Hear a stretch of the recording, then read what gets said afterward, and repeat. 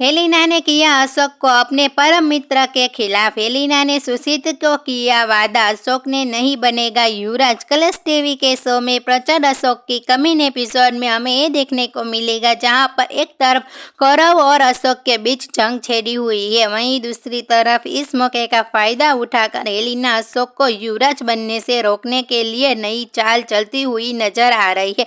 यहाँ पर एक हाथ ने आकर हेलिना को अशोक से बात करते हुए नजर आएगी, जहां पर अशोक को हेलिना ने खबर देती है कि अशोक के साथ गद्दारी कर रहा, धोखा दे रहा है वो और कोई नहीं, अशोक का परम मित्र है। परम जैसे ही अशोक को ये खबर मिलती है तो अशोक पूरी तरह से शॉक हो जाता है और अपने दोस्त परम मित्र के पास पहुंच जाता है। यहाँ पर अशोक और परम के बीच मारपीट नजर आती है, क्योंकि अशोक का ये कहना है कि पवन ने अशोक की बहन के इज्जत पर हाथ डाला है। पवन भी अशोक की बात सुनकर पूरी तरह से शॉक हो जाता है।